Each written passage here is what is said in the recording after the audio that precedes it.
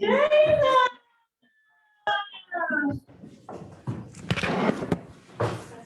morning.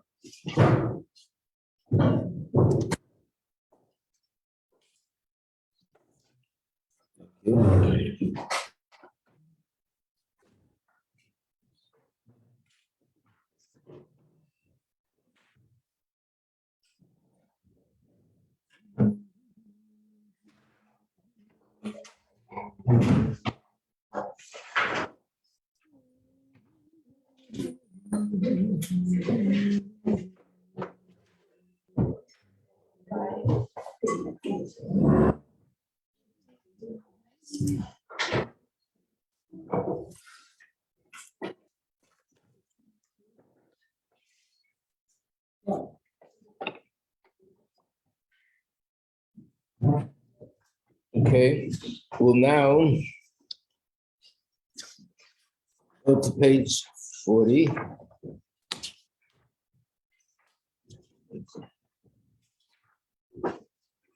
Which is about not eating chametz. So when it comes to Pesach, there's a mitzvah saseh, a positive commandment, and there's a negative commandment. The positive commandment is to eat matzah, and the negative commandment is not to eat chametz. So we explained that the positive commandment is eating matzah, that gives us emunah. And the negative commandment is not eating chametz. So let's understand in more detail, what is it about not eating chametz? So look at page 40. We're going to go through this list here, where we see a very strange thing, that chametz is something which you're not allowed to eat, but also there's treif meat that you're not allowed to eat. There are certain vegetables and fruits you're not allowed to eat. Milk and meat is not allowed to be eaten. And in essence, there is hardly anything else in the whole realm of kashrus that is dealt so severely like chametz. Chametz is worse than anything else. Dealt with more severely than anything else. And let's go through some of the details. So the first thing on the list is Isurei v'mashahu. This is a term from halacha, and it means that the prohibition of chametz is v'mashahu, is even in a fraction of this small little piece. What does that mean? Generally speaking, when it comes to laws of kashrus, there's a concept of bittul. The word bittul now is not the bittul we talk about in Chassidus, but it's a halachic term. That if you have something, let's say a barrel full of kosher soup, and a little bit of not kosher falls in, don't pass on any halacha, is not what I'm saying now, because every halacha has details and conditions, when, what, where, how. But the general principle is that there are times where it becomes bottle, which means being that it's a whole barrel of soup, and just a little fraction of soup fell in that's not kosher, the not kosher becomes canceled out by the kosher, which is so much more. And in reference to this halacha, there are also differences. In some areas, just having more of the good than the bad gets canceled out. In some areas, you needed to have at least 100 times more. In some areas, you need 200 times more.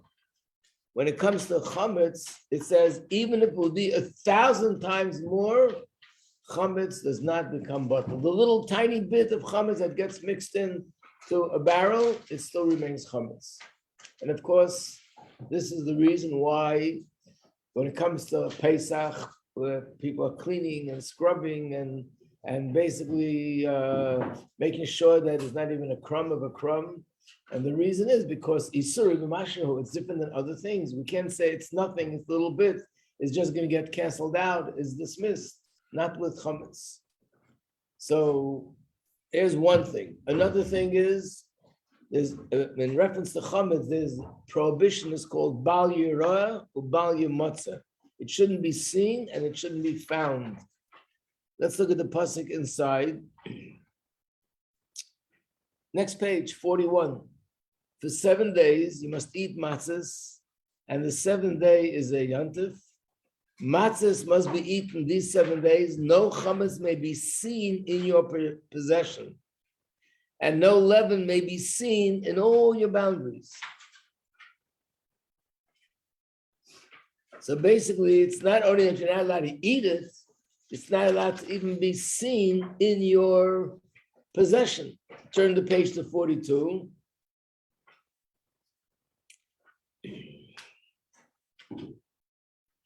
Seven days, Sa'ir, leaven may not be found in your homes. You don't have it? No, they should 41 to 43. 41 to 43. Kvitzat Adar. Okay. Okay, but you have 41. 43 is a pasuk where it says Yimotza. So basically, you're not allowed to own the chametz. It's not allowed to be seen in your house. It's not allowed to be in your possession. You don't find this with other things that are not kosher. If somebody by mistake mixes milk and meat in the house, it's not kosher. But there's no halacha that you have to immediately throw it out, disown it, and so on. And chametz is that way. Of course, then comes the halacha of bedikas chametz. You have to search for the chametz, and where you're searching. I wrote the term in Hebrew, b'churim or b'zdakim. I don't have the English for this, but on page 43, it's just a copy of the Shulchan Aruch. This is the Alter Rebbe Shulchan Aruch. It's talking about, this is the laws of searching for chametz. The search has to be with a candle. Not good enough if it would be the light of the moon. Not good enough if it would be the light of the sun. But it has to be with a candle. And you have to search very good. And where do you search? In the hidden places, in the holes, and the crevices, and the cracks. Maybe there's a drop of, could you imagine? Tell me where else and what other kind of Easter do we go searching in the cracks? Maybe there's something there. So with chametz, it's an all-out war. Come on with a candle, and we go down on our hands and knees, and we look into the cracks. Another thing is, there are a lot of things that are usher to be eaten, but you're actually allowed to benefit from it. You can sell it to someone, you can get money from it. Chametz is usher b'hana. You're not allowed to have any benefit from the chametz. In fact, even when you burn it, you can't have benefit from the heat and warm up by the fire because it's chametz. I'm talking about if you're burning it on Pesach. There's no benefit. Benefit is not permissible. Then there's another thing. Ein bir ela b'sreifa. If you do find chametz on Pesach, you have to get rid of it. How do you get rid of chametz on Pesach? So in Gemara, we find the different ways of getting rid of it. You can throw it in the street, you can throw it into the ocean, you can take it and throw it up in the air, that the wind just disperses it and falls apart and crumbles into many pieces. No, we go by the halacha that biur chametz, which means destroying chametz, is burning it. You have to burn it and destroy it. There's nothing left except for ashes. It's not enough. I mean, this poor chametz, we throw him out of the house. We disown him. We get rid of him. And then we say, it's not enough. You have to burn him. The only way to get rid of chametz is burning.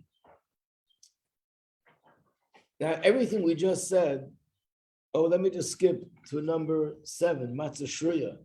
If you're connected to Chabad, you're really in for a good big party.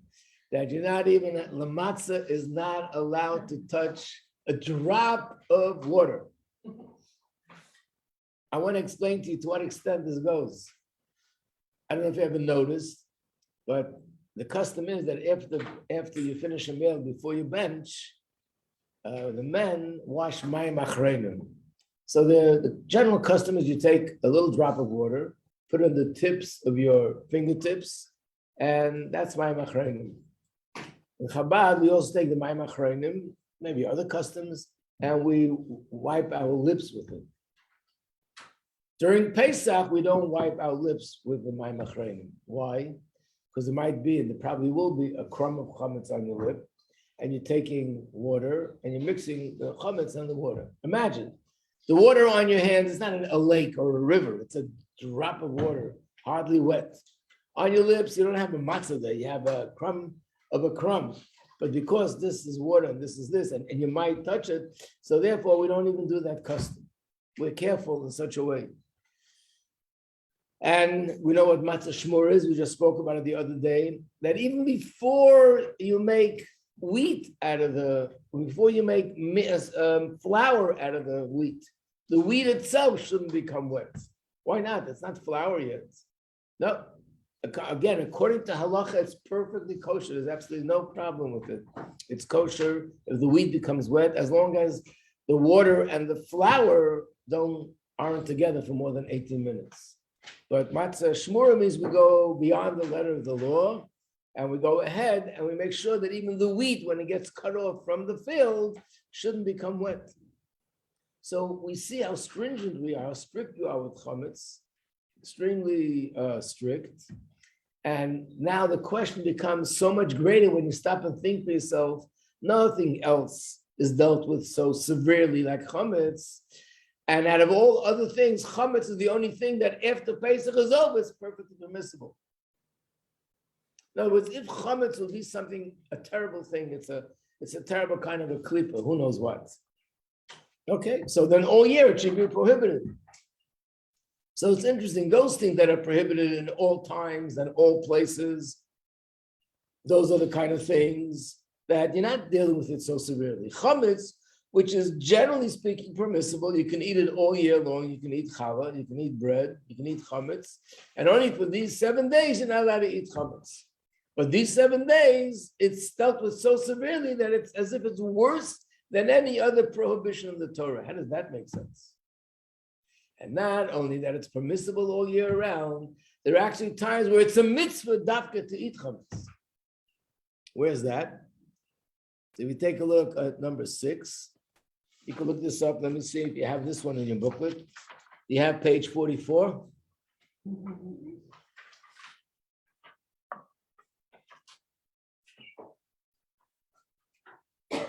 Page 44, where it says, it talks about the karbanos that you have to bring. And one of the karbanos is called shtei halechem. That when it comes to Shavuos, you're supposed to bring a korban that has 2 breads. What kind of bread is it? Let's look. You shall bring 2 bread wave offerings, 2/10 of flour. You shall bake them leavened as first fruit offering to Hashem. The mitzvah is it must be chametz. So it's like such a paradox. Here, chametz is asur. It's asur to an extent and to a degree that it's more than anything else and everything else. And here, rest of the year, chametz is permissible. And not only permissible, there are times where it's a mitzvah dafka to eat chametz in the Beis HaMikdash by a korban. How do we put all this together?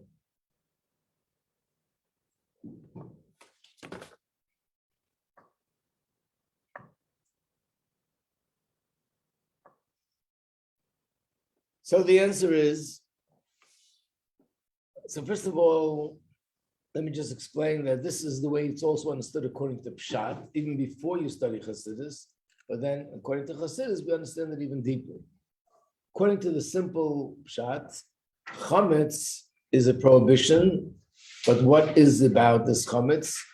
It represents gaiva, represents arrogance. Because the truth is that chametz and matzah are the same ingredients. Chametz is made out of flour and water, and matzah is made out of flour and water. They're the same. Both of them put into the oven and they bake. What is the difference? The only difference is that chametz, the dough rises, and matzah, the dough doesn't rise. First of all, it doesn't rise because we don't let it be together for more than 18 minutes. And then there are a lot of other precautions when you'll probably learn about this in halacha. We're hoping to get a chance to go visit a matzah bakery and you'll see actually how they do it. There are many other things that you're supposed to do that won't allow the dough to rise. For example, you're supposed to be kneading the dough all the time. You're not allowed to stop. You got to be pushing and pressing on it until it gets turned into a matzah and put into the oven. Also, I'm sure you saw what matzah looks like. It has a lot of holes in it. How does it get the holes? There's a machine that they take and they roll it over the matzah to make it full of holes. And these holes also don't allow the dough to rise. We do everything the dough shouldn't rise. So that means that the key difference between chametz and matzah is nothing else except the rising elements. Then chametz rises and matzah doesn't rise. That means that chametz represents gaiva, arrogance. And being that arrogance is something which is such a negative character trait. In fact, we learned about this when it came to Purim as well. We learned about it when we learned the Maimer of Lech Lecha early in the year, that not only is arrogance a negative character trait, and not only is arrogance a destructive character trait, but arrogance in a deeper sense is more than just boasting and sort of being proud of myself. Arrogance is yeshus, being self-absorbed, self-centered, and focusing exclusively on self, very conscious of self. This arrogance is actually, this yeshus is the source of everything negative going on in a person.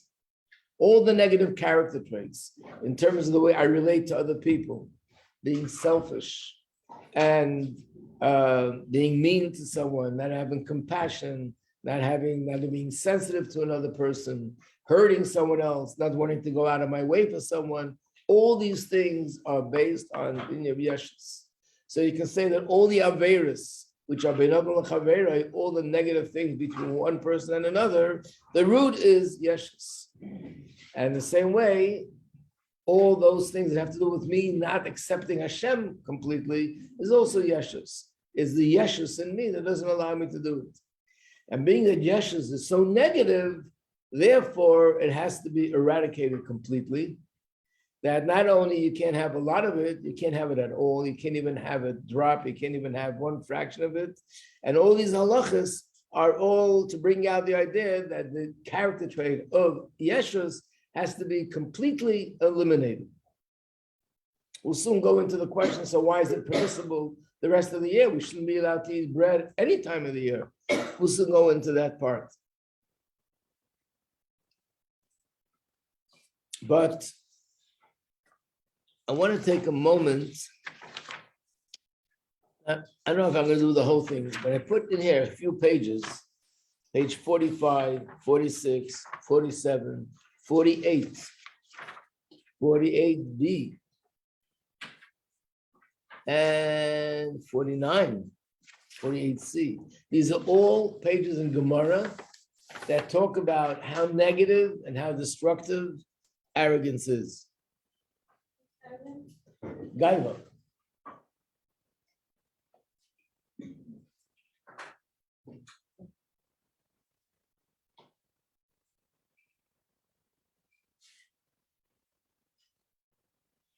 I'll just read one page just to get a glimpse of it. And being that you have the booklet, you can always read the rest yourself.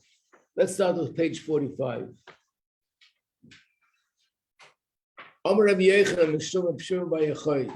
You see where I am? Page 45, the first column.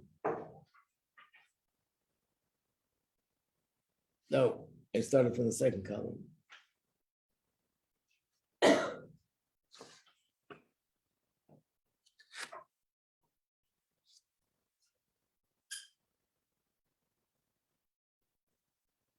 Amar Reb Chiya bar Abba, Amar Reb Yochanan. This is the top of the page of the first column. Kol Adam sheish bo gasus haruach. Any person who has haughtiness, which means gaiva, arrogance, the b'seif, ultimately, nichshal be'eshes ish. He will end up falling into a much more severe sin of committing adultery. Where do we know this from? Shenemer, because it says, be'eshes ish nefesh yikara totzut.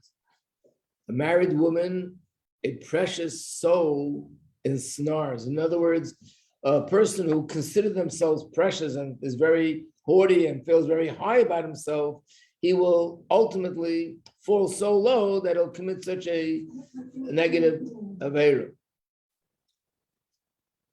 Then there goes another pasuk. Amar Rava, Kol Haba Leishes Sish. This is talking about committing adultery, that even if he learned a lot of Torah, and that Torah is even greater than the Kohen Gadol goes into the Fnai of the Fnim, which is the in the Beis Hamikdash and the Kodesh HaKadoshim, he to Tzedanu L'Din Shel Gehenim. Nevertheless, this will bring him to Gehenim. Amar Rabbi Yochanan b'Shur Rabbi Shimon bar Yochai. Now I'm in the second column. Rabbi Yochanan said in the name of Rabbi Shimon bar Yochai, Kol Adam sheyesh bo gasus haruach, whoever has arrogance, kilo oved avodas hakachom, it's like he's worshiping idols. Because it says, to Avos Hashem kol gaval leiv, that Hashem it's an abomination to Hashem, a person that has a haughty heart, that person that's an arrogant person. And in reference to Avodah Zarah, it also says, Leisavi to'eva abesecha. Avodah Zarah is an abomination. So this shows us that Avodah Zarah and arrogance is the same thing. Rabbi Yochanan, Didei Amar, that Rabbi Yochanan said in the name of Rabbi Shimon bar Yochai. In his own name, he said that a person who has arrogance, kilu kafar beikar, it's like he's denying that Hashem exists. Shenema v'ram levavecha v'shachachtos Hashem alokecha. That your heart will become haughty and you'll forget that Hashem even exists. And then the next one goes on to say that it's if a person who violated all the averas that have to do with relationships. It goes on and on. It's pretty shocking when you read what it says there. So I think the main point of everything, the way you learn Chassidus, is that why is it compared to all these negative things? Because ultimately, that's what leads to all these negative things. A person who's arrogant is not just arrogance. Most people think means a person who is proud of himself, who goes around announcing, everybody should know, I'm here, and I'm the greatest, and I'm the best. Now, they once said that they asked this kid in the class, who's the best kid in the class? So he said, I don't know what to say. If I say I'm the best kid in the class, I'm being arrogant. If I say someone else is the best kid in the class, I'll be lying. So what do I do? So he told him, now you're both arrogant and lying. Both. Basically, people think arrogance means not to announce, not to make public knowledge that I think I'm the greatest, I'm God's gift to the universe. No, arrogance, according to Chassidus, is yeshus. And yeshus means just the sense of excessive awareness and consciousness of self. It's almost like looking in the mirror all the time to see what I look like, what do people think of me, what does this one think about me, what does that one think about me, and to think, what's my status, how am I doing, am I a success, am I a failure? And it's all about me, everything that I do. I'm always going back to what it does to my status. And we went over this many times, so I'm not going to go over it again. But that's what ultimately leads to a lack of true belief in Hashem, because I start associating things with myself, and I attribute everything to myself. When I succeed, it's all about me. By the way, when something goes wrong, then it's Hashem. If I succeed, something goes right, then it's me. That's the way it works. It's an arrogant person. So, being that this is the source of all evils, you have to get rid of it completely. So now the question becomes, if that's the case, it should be prohibited all year round. It's such a severe thing. Okay, that's why it's been mashal, and you have to search, you have to get rid of it, and so on and so forth. I just also want to say something about the searching part. The Chassidus explains what's the idea of searching. The idea of searching is, in general, we know that the Yetzer Hara comes to a person in two different ways. One way is it comes in a very open way. It's like in warfare. There are two types of enemies that you have to fight with. One type of enemy is that he's on the other side of the line. He is wearing the uniform of that army, and he's fighting you. The worst enemy is, unfortunately, like we have in Israel, the tragedies that take place, where terrorists get dressed up as if they were Jews, or as if there's a Hasidic Jew. You don't suspect that this is someone that you have to be afraid of. And then, God forbid, he carries out his acts of terror. So that's the worst, because you can't recognize that this is a murderer and this is an enemy. It looks like he's not an enemy. The Yetzer Hara also has two tactics. Sometimes he actually comes along and openly says, I'm your local Yetzer Hara, and I'm here to teach you not to follow Torah. So even though he's basically exposing who he really is, but he's very convincing, and he can get people to do something wrong. But the good news is that he's wearing his Yetzer Hara badge, and I know that it's Yetzer Hara. There's another kind of tactic. The Yetzer Hara comes along, and he disguises himself as if he's a friend. He disguises himself as if it's something holy and something good. And unfortunately, that's much more tricky and much harder to recognize. So let's say you have two people that are fighting over something in the community. Should the shul have this? It's much better for the shul or the yeshiva or whatever it is to have something. And the other says, no, it's not a good thing. So when they're fighting, unfortunately, very, very, very common, it becomes a power struggle. It's no longer an issue who's going to be right and who's going to be wrong. And it might not even make a difference if you prove it to me from here or there. I have to be right. But in the person's mind, they're not fighting for their arrogance, for their power struggle. They're fighting for the truth. They say this in a humorous way, but unfortunately, it's a tragic humor.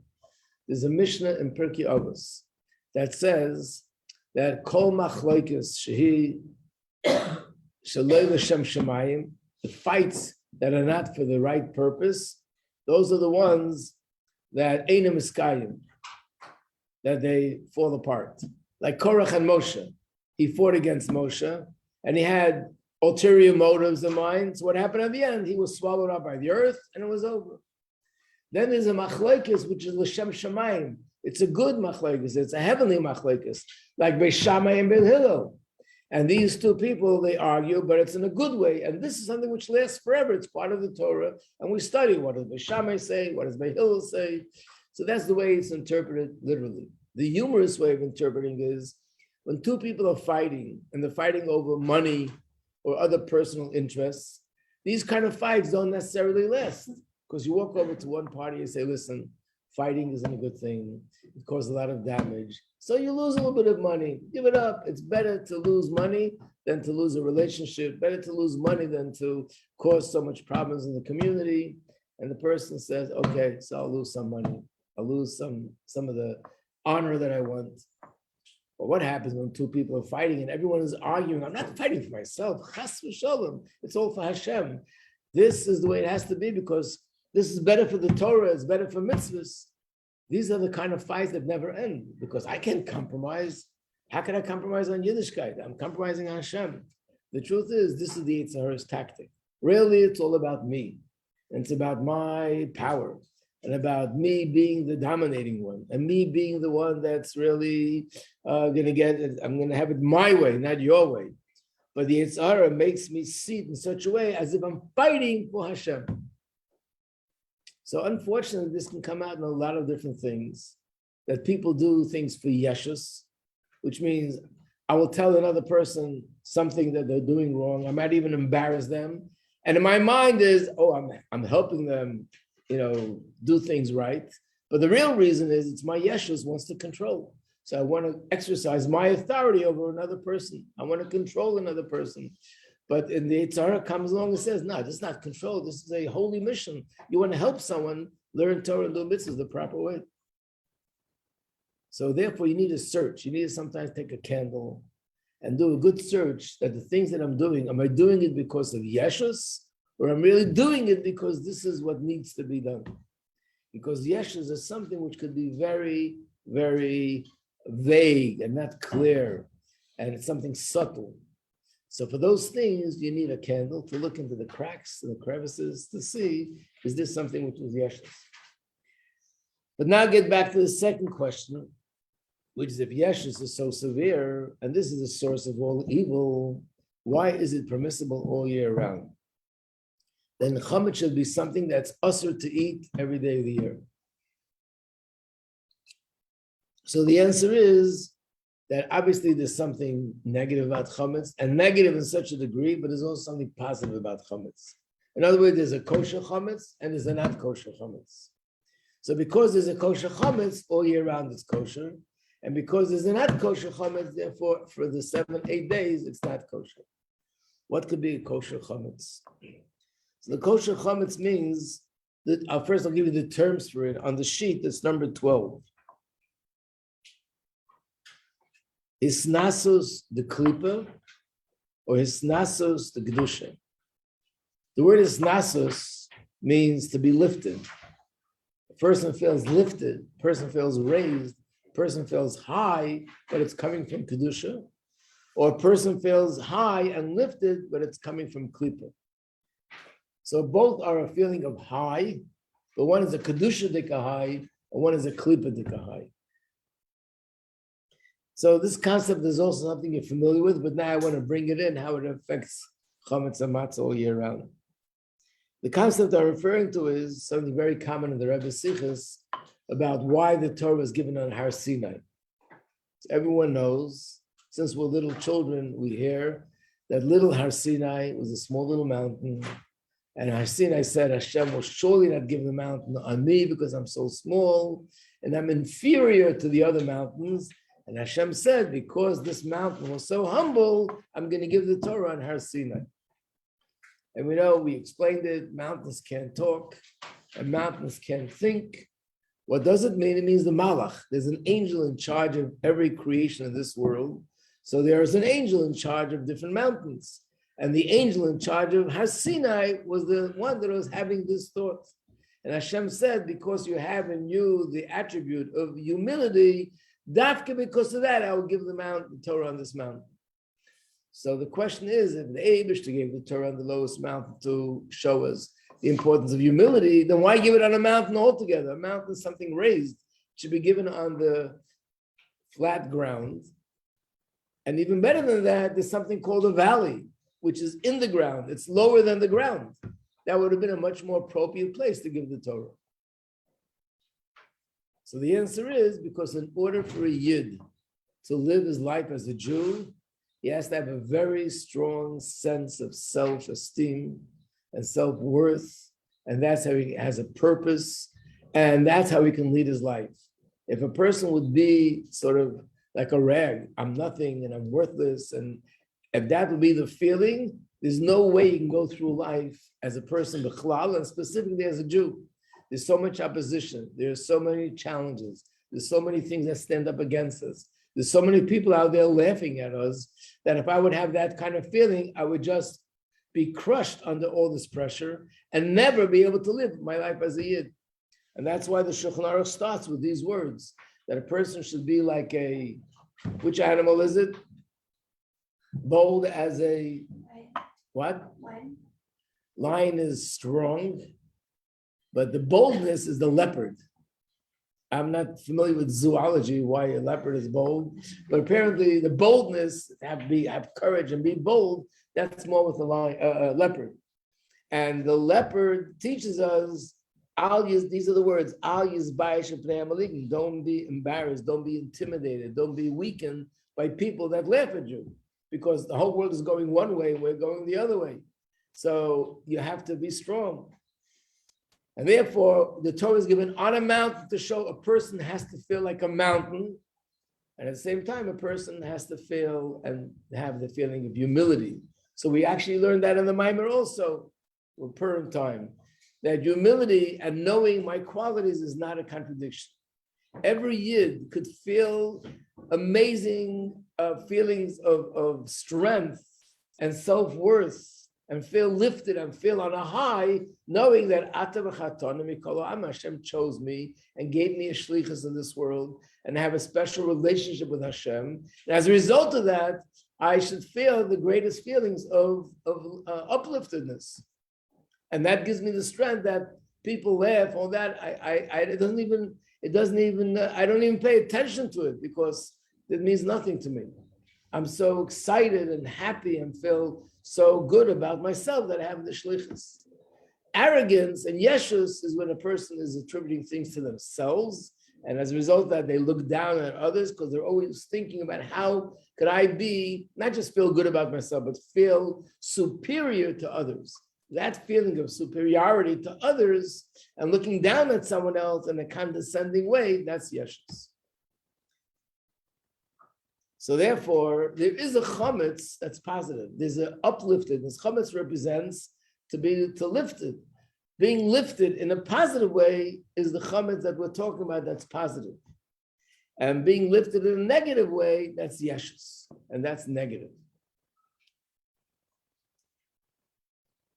And we need both.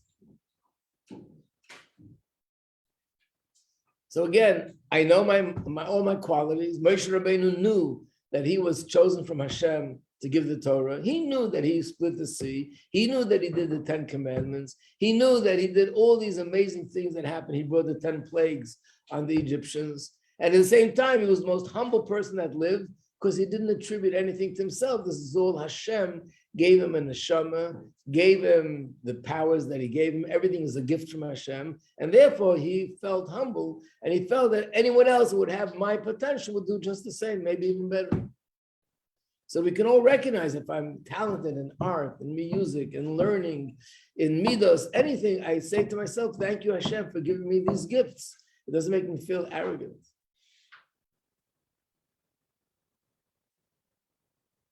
So, is this part understood before we go to the next part?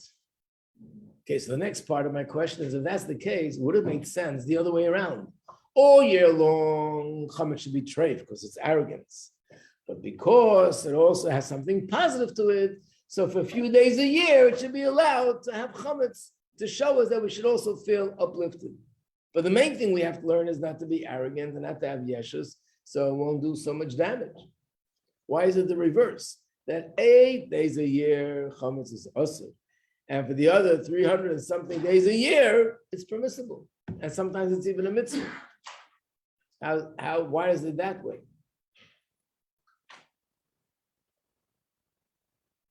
Because we can't go without challah that long. That's a practical answer, yeah.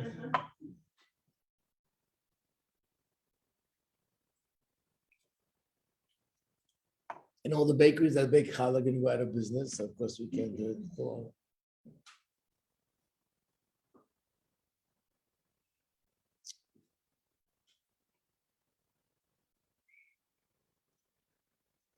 So to answer this question, you have to show up tomorrow, Mr. Shem, at 8:30. And we'll answer the question. And we'll see how it fits into all these other things that are here on the list, Mr. Shem.